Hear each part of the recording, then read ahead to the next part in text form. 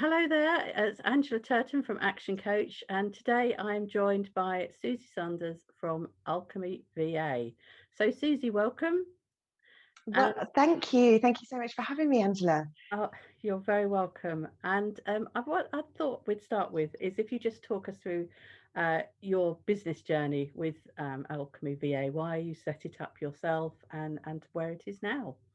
Oh, thank you. I'll give you the nutshell version because it's something I could probably talk about all day and we're all busy. But essentially, Alchemy Virtual Assistants exists because of my little boy. I was employed before I became a mother, and I worked for a global recruitment company. I was an EA, so my background is kind of corporate PA support.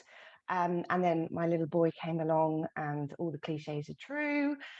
And I no longer felt that I was fulfilled by my work, and I wanted to be. And I also wanted the flexibility of being able to pick him up from school and have a career on my terms, but without sacrificing the quality of it or my income. So I'd come across the concept of a virtual assistant while I was on maternity leave, and I thought, I made a human being, I could totally make a business as well. And so, so I boldly, naively set to work. And I consider myself very fortunate. We've had an incredible journey, and I'm lucky now that my husband's my business partner, so very much like you and Rupert, Paul and I work together. And I know it's not for everyone, but for us personally and professionally, it just works so well. And having Paul on board was a real catalyst a few years ago for us to enable to really shape what we wanted to do. I always wanted to start a business with impact, and having him by my side formally really gave me the oomph and the confidence and the know-how and the time and the skills to be able to do that. And it was very much him that was driving our franchise model, which we launched a couple of years later. So we now have some incredible virtual assistant franchisees who support our client base. And we launched the franchise model about 2 years ago. So I mean, that's the nutshell tour. But yeah, it's been quite an adventure. It sounds it. It sounds it. Well, having your own business is always a bit of a venture, isn't it? A little roller coaster of a journey. But first of all, do you want to tell us what a VA is? A virtual assistant, you explained, but what do they do? What can they do? And how do you know what when you need one, I suppose? I know. I live and breathe it, and I forget sometimes that I still come across people and they're like, "You're what? You what?" So yeah. So essentially, I mean, the virtual assistant industry itself is very diverse. It's very vast, and over the past few years, it's thriving, which I only think is a good thing. So a virtual assistant is predominantly, from my experience, we support small businesses mostly with a variety of admin and marketing activities. So my background, as I say, is corporate PA. A lot of our virtual assistants do have PA experience, but it's a lot more varied than that. And we work and support with day-to-day admin, accountability, marketing activities. We're very client-led, and to the small business, as I'm sure you know, from your work, is no day is the same. And I think a lot of our clients tell us they really value the flexibility that they have in a VA. Not only do they not necessarily want or have the traditional structure, office setup, equipment, will to employ traditionally, and the risk as well, to a startup, people so important. So a lot of our clients tell us that they value the strategic flexibility, if you like, in having a virtual assistant that they can plug into their business, but also the flexibility in the way that VAs work as well. They can scale it up or down, drop it off. It gives a lot more flexibility to go with the flow, if you like. What tasks are your Alchemy especially? What do they specialize in? Or it's easy to say anything that you don't want to do, Oh, but I know. Well, everything's admin, isn't it, what that does you that don't want mean? to do? But yeah, thank you. Well, we're lucky because we've got quite a diverse skill pool now, but predominantly we've just run our annual client survey actually, and we always ask which services, that we know what we're doing, but we always ask which are what services our clients value the most. And interestingly, this year social media management came up on top, and document preparation, and that mostly in terms of what we've been doing recently is a lot of kind of document prepping, formatting, proofreading, but also recycling as well, creating workbooks for training, but then creating that in, in recycling and making the most out of content, whether it be promotional or working, and project support as well, which again is quite another vast topic, but they're the three main areas that our clients have told us that they value the most at the moment that we're working on. So I hope that gives a bit more context. Yes, no, that's fantastic.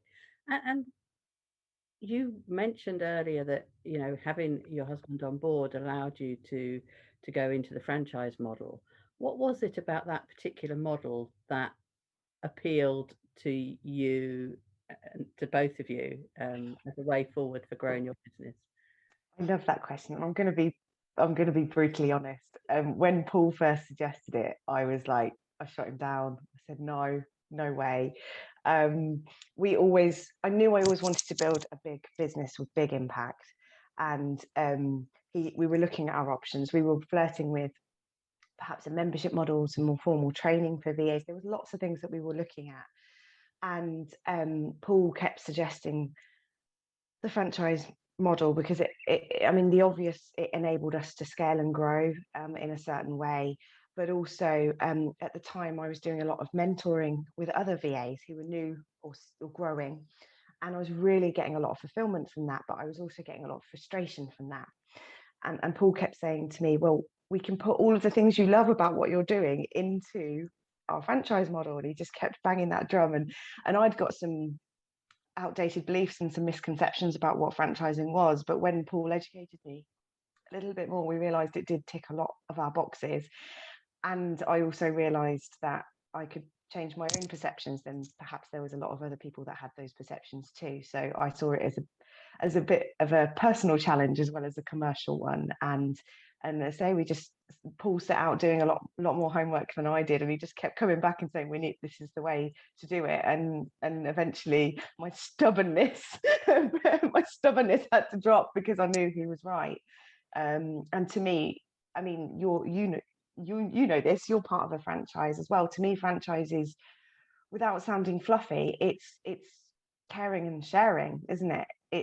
I'm sharing what we know with others, and I'm empowering them to be able to create their own way in the world, and that's Yeah. a big thing for me. I mean, we are incredibly lucky at ActionCoach, especially ActionCoach UK, because our master license in the UK is fantastic. Very, as you say, very supportive and very caring. And that was very apparent during the pandemic, especially March last year. They just switched on immediately to support the entire community of their franchisees. But I have heard a lot of horror stories about franchisors who do not care and share. So what is it about your franchise that will attract a person thinking of joining you rather than one of the other bigger franchisees Yeah. there? Yeah, that's a great question. Thank you. And I agree with you. I think we did a lot of research before we committed to the franchise model, and we spoke to lots of franchisors and franchisees, and it was a real polar contrast between people that were, as you've just said, incredibly fortunate, feeling supported, and others who were just sold a franchise and off they went. And I think some of again, we've been fortunate throughout the pandemic period to have a lot of interest in what we're doing from all angles, which I'm very grateful for. But I think some of the things that I think and I've seen fed back to us in the conversations that we've had, that the way we do things is, firstly, we're immensely proud that we are a family-run franchise. We're the only, to the best of my knowledge, we're the only family-run virtual assistant franchise in the UK. And to us, it's not just we're a husband and wife team. We really do embody our value of family values, and we treat each other as a family. And to me, that just boils down to the commitment you make to support each other. And I think the fact that we are a smaller franchise either appeals or doesn't. And I know the franchisees that have come on board with us recently have said that they see that as a huge positive, because they're leaving a large corporate job where they're a number in a machine, and they're joining a small family run business. And the concentration of support, training, work opportunities that they get are a lot higher than they perhaps would be fighting for leads in a larger firm.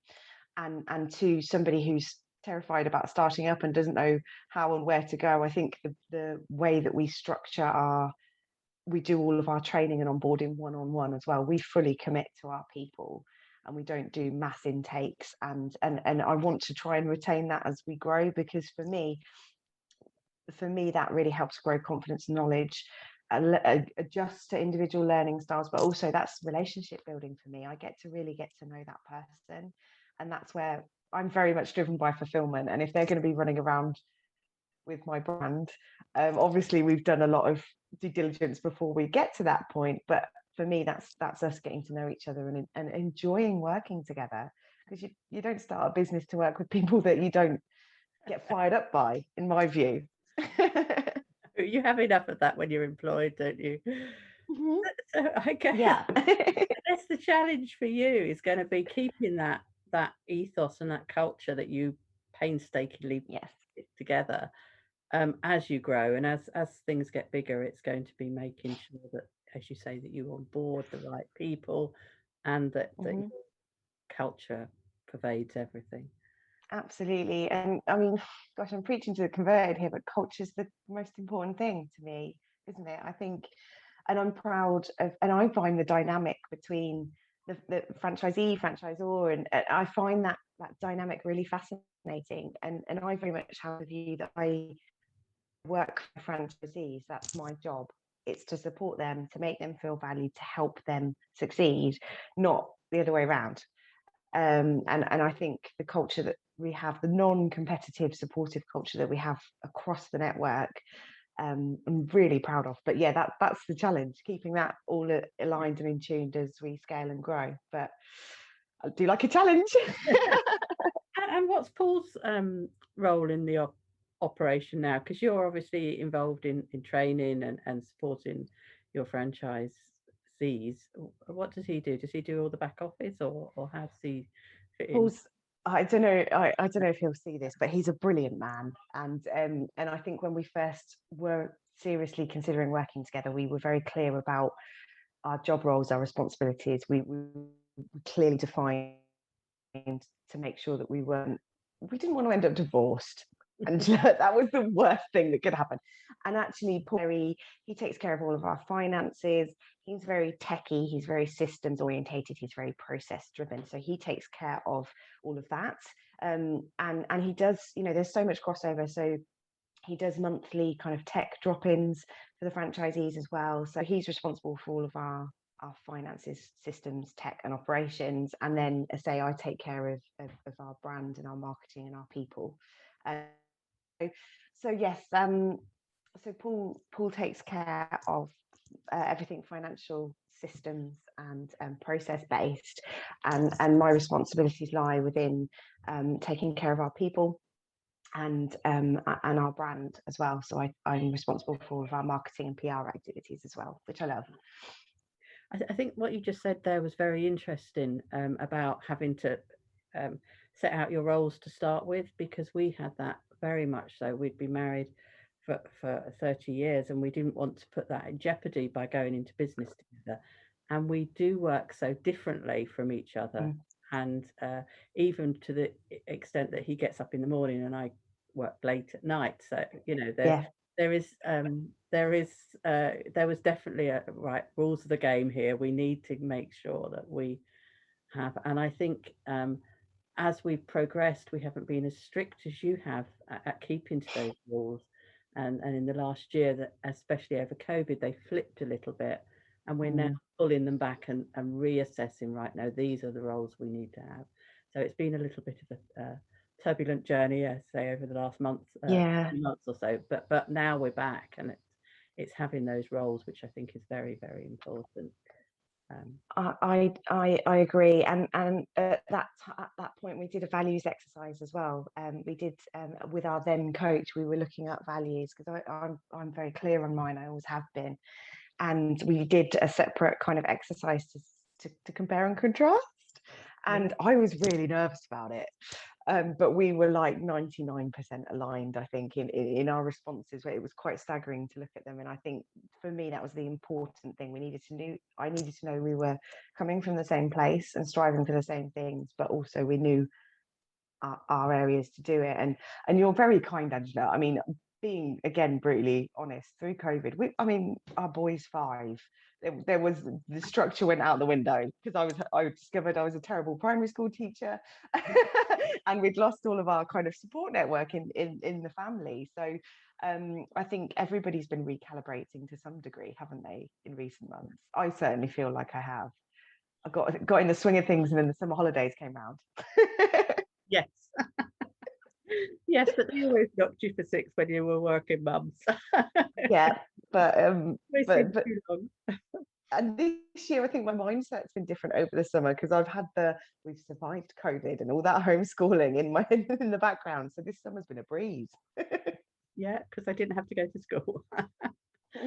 Yeah, and what you said about values exercise is again very, very relevant for me. Again, we did that 3 or 4 months ago, just after we did our BizX conference, and we sat down and did our values, and it was very, very interesting to see it, because again, when we looked at it, we might have used different words to come up with what we were saying, but actually when you looked at that, when we explored that deeper, they meant the same thing. It was just we were just coming at it from a different viewpoint, and that was very significant for us. So I would definitely recommend anybody who is in business with somebody else do a values exercise to make sure that they are aligned. Absolutely, because I think that's the root of most conflicts, I think, isn't it? And challenges in business. If people are coming from different places entirely, then that's when challenges can start, I think, in my experience. Yes, and it's just because one person does it this way doesn't mean that the other person wrong to do it a different way. Yeah. And I think we needed to do that. So it was an interesting exercise. Great. So apart from doing a values exercise, is there anything else you would recommend people do before they start working with their partners and others? Don't do it though. I don't know. I think it's that communication, isn't it? It's that brutal honesty with each other. And because the worst case for us was divorce, and we didn't want that to be the thing. But I think it's just having that open communication channel. And I feel very fortunate because I need a lot of grounding. And Paul, as a business partner, naturally knows how to do that because he knows my needs. He knows me as a person. He's the person that I committed to spend my life with. So I think it's that communication, but also having an awareness of your needs and the way you are and the way you work, and being able to express those freely with each other. And as you kind of far more succinctly said, have those ground rules in place. And Paul's very good at switching off. I'm not. But we have ground rules. Like when we go on holiday, the thought of me going on holiday and not checking my emails makes me really, really stressed.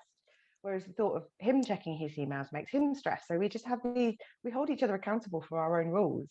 If I'm checking my emails, he makes sure that I do them once a day while I'm on holiday because there's no need for more. And we hold each other accountable for our own ground rules. And I think that's an important awareness and practice to have with each other. But again, everybody's so different, aren't they? It's knowing yourself. I think that's a big thing. Yes, and we have found that the help of our coach has been invaluable in helping us to structure that conversations and structure the rules and the roles that we've been putting in place. So yeah, absolutely. So, wonderful. So you mentioned your little boy, 5 years old, and you said on Facebook, so on LinkedIn, that it's no secret that you are expecting another soon. So how what challenges are there that you find in being a working mum, and in fact being a business leader and a mum, not just a working mum? Yeah, well, I have to say, I felt like I had to tell people because it's really easy to hide at the moment, being everything being on Zoom. I think my first thought when I found out I was pregnant was shock, because I, to be honest, didn't think it could happen. And then I was like, oh my goodness, what am I going to do? How am I going to do this? And my boy is the reason Alchemy exists. And when I think back to where I was practically, mentally and emotionally at the time of starting the business, I'm a very different person now, and I know I'm in a very different, stronger place. But equally, I've got a lot stronger support network now as well. So I think I'm quite excited about the coming months. We've got a few months. Obviously, we're having to just change the way we're doing things. We've got a lot of support at our kind of virtual head office. I'm kind of trying to clear and streamline my workload and my commitments, which actually probably should have been done a while ago, because I'm one of those people that do risk taking on too much sometimes. So it's given me a great opportunity to reflect. But I think challenges wise, I think I know we've kind of tried to predict the challenges, and I think that in itself is a challenge, because the baby will come when it's ready. The baby will do what it wants to do. It will fully be on the baby's agenda. So I'm very much trying to drop into trusting the process, which for me is quite a challenge.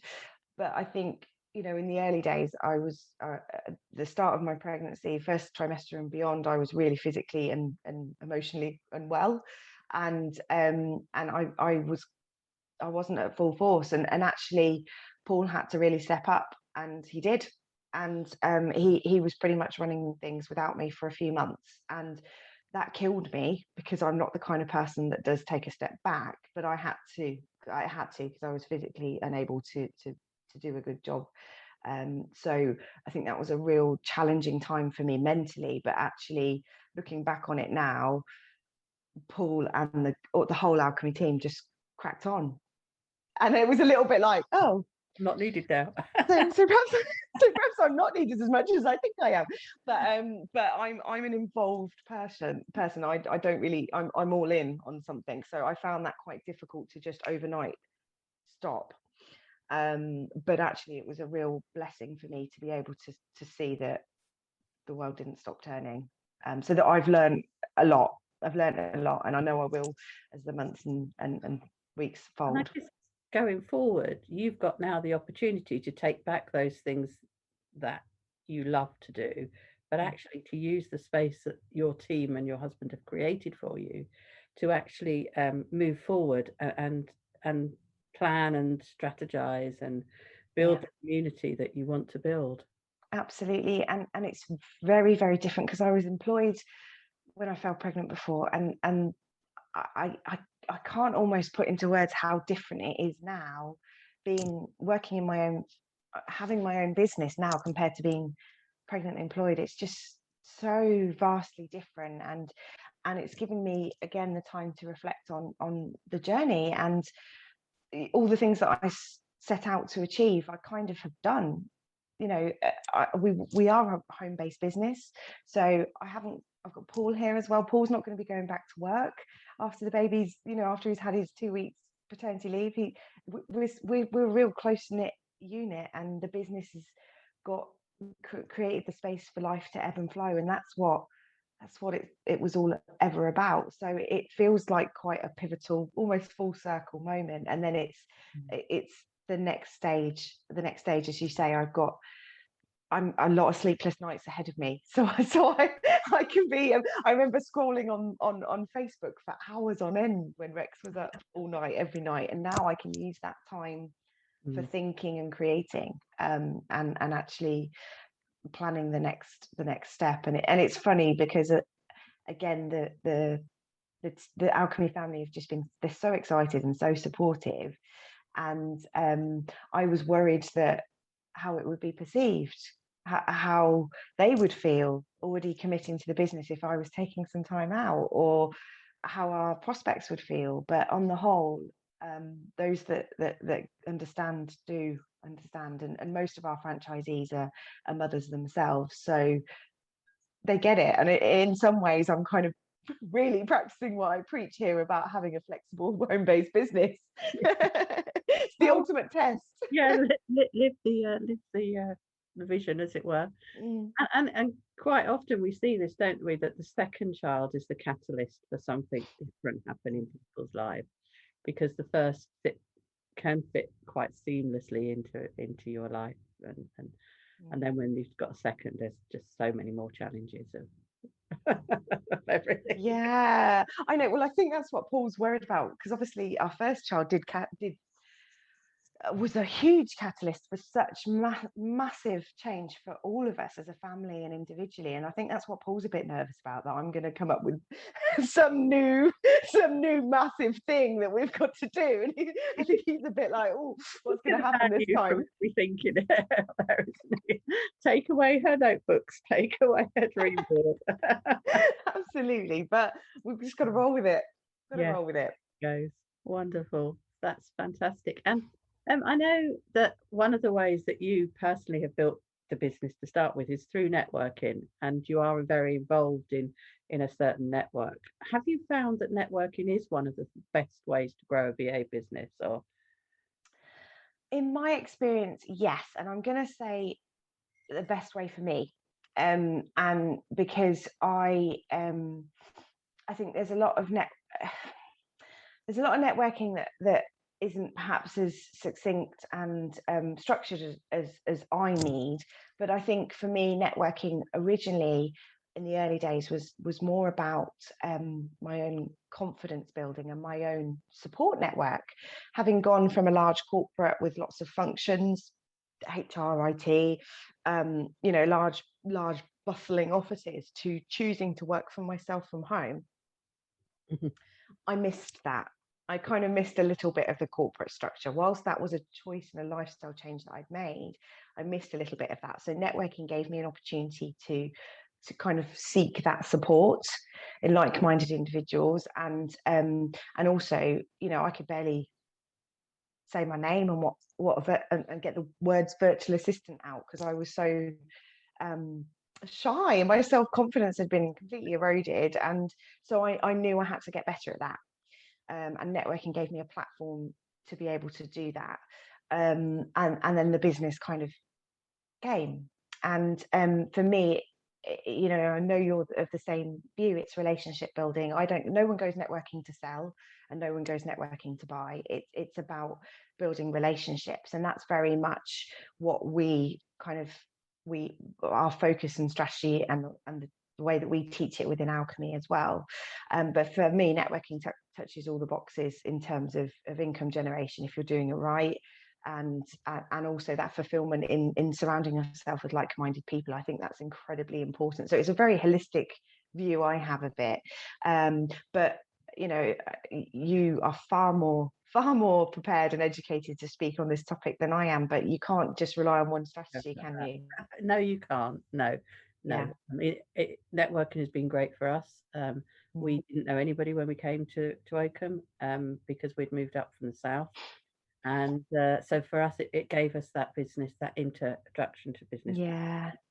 And I do think a lot of VAs find networking a challenge, though, and I think it's because most of the great VAs I know have and outside of Alchemy, they've always had a support role.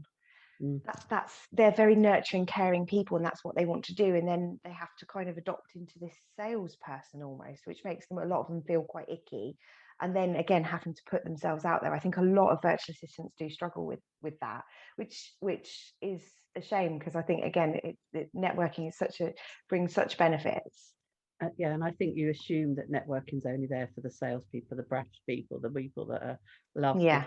But actually, when I look at the people that I network with, I find a lot of them are those relationship building, caring people, and they're the places I choose to hang out. So yeah, and yeah, it is there. So just have to find the right group. Absolutely. And that's why I say yes, it's best for me, because it's finding the right place for you, isn't it? It's finding your people. tribe. Yes. Great. Well, Suzy, you sound like you've got a fantastic 2022 planned, or the plan, or just see how it goes with the flow. I'll let you know. And we wish you well. Thank you. And you, Angela, and you. Thank you so much. I'll report back when I'm covered in baby sick. And... We will have we'll have another of these sessions in about 9 months' time when you're fully baby up. Oh, it's been so lovely to spend some time with you. Thank you so much, Angela. Thank you, Suzy. Thank you very much.